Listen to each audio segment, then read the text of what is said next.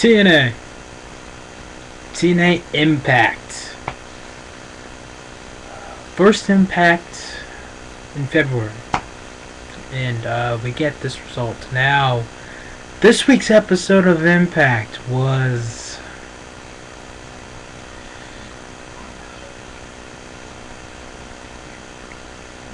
not that great.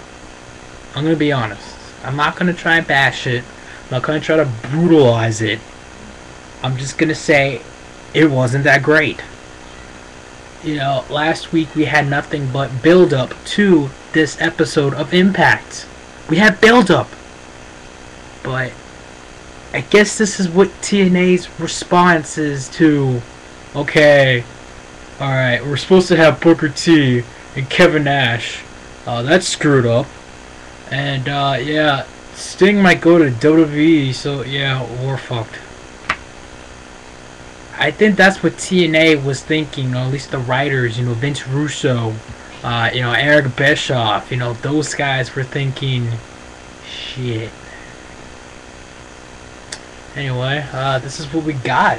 You know, even in the beginning, where it started, you know, Eric Bischoff even mentioned that, oh, well, look what Booker T is doing now. Look what Sting's not coming back.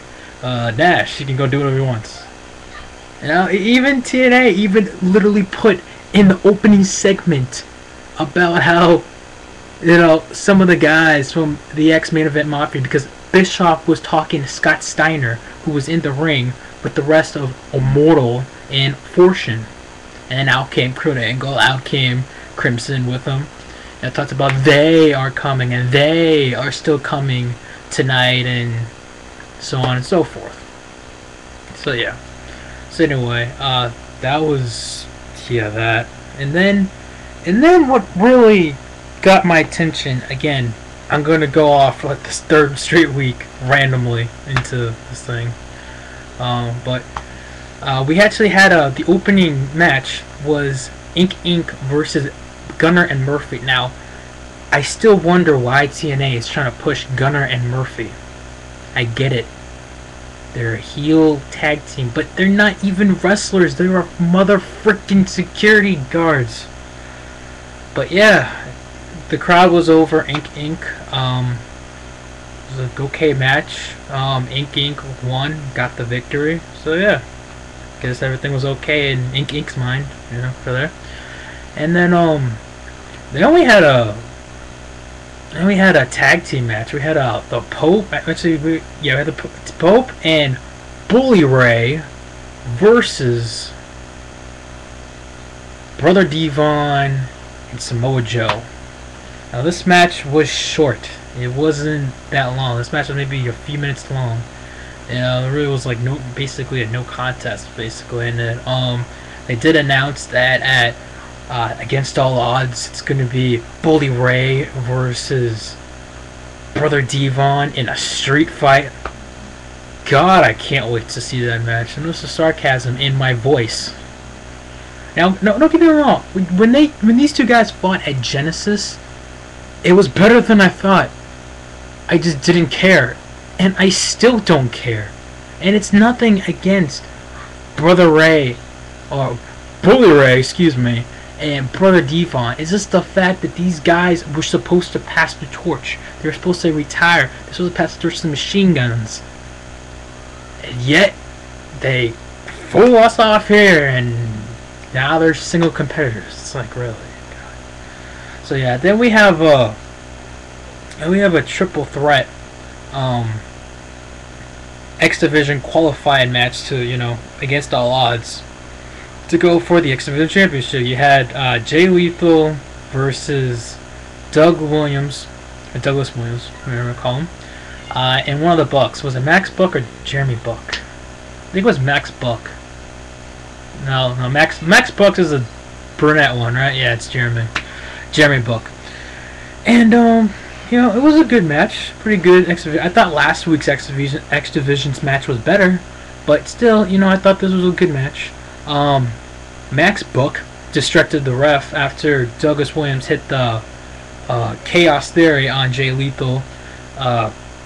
Jeremy comes in, kicks freaking Douglas in the balls, and pins freaking Jay Lethal 1, 2, 3. So now you got Max and Jeremy, along with Kazarian for the X Division Championship, and then you got one other spot left open. So yeah, that was that. And like I said, it was an okay match. Then we had this whole one big happy family segments. There was 3 parts of this, and as you could guess, it was the Jarrett family. First of all, when the segment happened, I swear to God, I was watching a rip-off version of MTV Cribs. You know, Karen Jarrett, God, these freaking names, really. Opens the door and goes, "Hi, everybody, welcome to our house. This is the Jarrett family." And then she gives him a tour of the house, like, "Oh, this is my kids. Oh, this is what Jeff has done. Oh, he's Big Daddy. Where's Big Daddy?" And, you know, finds Jeff Jarrett in his, like, you know, office, whatever, working, and saying that he's got a big surprise for everyone. And you know, they're showing around the house. They show the kids. First of all, about this thing, I give freaking, even though I'm starting to find this storyline annoying, I'll give Kurt Angle credit for allowing this to happen. I mean, can you imagine, seriously, your ex-wife, who you have kids with, and you have to do a storyline with them, and this thing was freaking real life, you guys, you know, and just doing, I give all the credit in the world to freaking Kurt Angle. But anyway, and then, you know, there's that one part that, you know, I think it was one of freaking Kurt's daughters points out and says, "Oh, look, it's Dixie. Dixie's with Daddy Jeff." And, yeah, they called him Daddy Jeff. And, you know, Jeff got upset. Jeff's like, "You never say that name. Don't you ever say Dixie." Oh, and he just, like, walks out of there. And then Karen's like, say sorry, and they said sorry. And then apparently next week on Impact, we're going to have Jeff Jarrett and Karen Jarrett renew their wedding vows. Not live, but it's on Impact. Oh boy. Because Kurt's not going to be involved with that at all. No. But anyway, we had that. Then we also had a TNA Knockouts match. We had a bare knuckles brawl between Sarita and Mickie James, which Mickie James ended up winning. You know? After the match is over, Madison Rayne sneaks out of the crowd, attacks Mickie from behind with that glove. TNA is trying to really sell that freaking glove. It's just not working for me, in my opinion. But yeah, and then they announced that at Against All Odds, it's going to be a last knockout standing match. Yeah, instead of last man standing, last knockout standing match between Mickie James and Madison Rayne for the TNA Knockouts Championship. And let me tell you something, TNA, you don't give the belt to freaking Mickie James next Sunday, not this coming Sunday, because this Sunday is Super Bowl. Next Sunday, there's something wrong with you. Like, seriously. So yeah. Then we also had the main event match. We had Jeff Jarrett. See, this is what happens when you put Jeff Jarrett too much on freaking television. You get him stuck in my head. I don't want to think of freaking Jeff Jarrett. God damn. Alright. I'm back. You had Jeff Hardy versus Mr. Anderson for the TNA World Heavyweight Championship. Now, earlier that night, these two cut a promo. It was good. You know, I like this whole rivalry between Jeff Hardy and Mr. Anderson. But anyway, the match happened. It was an okay match. It was okay. At the end, the referee gets knocked out. Out comes Immortal beating up on Mr. Anderson. Then out comes freaking Fortune come out getting ready to beat on Mr. Anderson. AJ Styles about to do the first punch.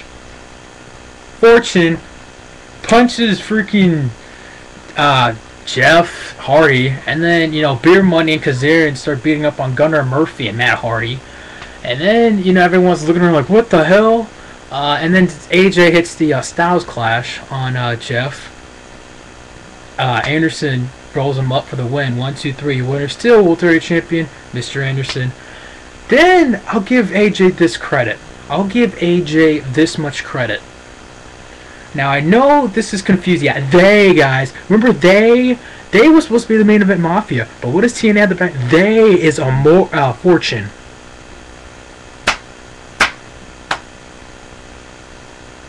because that makes sense. Now, I know I asked Rated RKO Timran, because he made a reaction video, because when he saw the spoilers of who they was, I asked him nicely, like, dude, who's they? He inboxed me and said, there is Fortune. I literally said to him, what the fuck? Because that makes no sense. It still doesn't make sense. But, you know, I guess when you have stuff at the last minute, if you're TNA, this is your choice. This is all you got, I guess. I have no idea. I'm not gonna judge on that.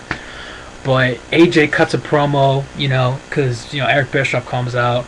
AJ cuts a promo saying, "We're not gonna let you run this company down to the ground. You did that to a multi-million-dollar industry such as WCW. We're not gonna let them do that. We're not gonna stand in the back." Yada yada yada. And the crowd started saying six-side ring, six-side ring, six. They obviously want the crowd. See, here's the thing. I guess TNA finally realized, even in the back of their mind, that, okay, TNA, AJ Styles as a heel is not working. The crowd doesn't want to boo AJ, because even if AJ's a heel, the crowd loves him. Because AJ is the face of TNA. You can make an argument that, Kurt Angle's the face of TNA. You can make that argument. But, somebody said it, I forgot who said it, but somebody said that, AJ is the John Cena of TNA, and I agree with that. AJ is the face of TNA. But yeah. So, I guess at March 3rd, Hulk Hogan, brother, is going to try to be back on our television screen. Because wasn't Hulk Hogan supposed to be on now? Even though Eric Bischoff explained that, Dixie Carter and the rest of her paid skanks of lawyers and judges said that he couldn't be there. So yeah. And that he's going to make, he called AJ hillbilly, son of a bitch, and stuff. And that's how the Impact ended. So yeah, they is Fortune. Not making sense. And I loved how they explained that Ric Flair wasn't there. I loved it because you know why I loved how they explained it? Because they didn't explain it. Anyway, that was Impact this week. Not as bad, not the worst Impact this year, because the first one was. But I guess this is what TNA has to offer, after they see the Diesel, Booker T, entering the Rumble, and rumors that Sting might sign with WWE. Yeah. Good God, TNA. You can do so much better. I know you can. Anyways, talk to you guys later. Peace.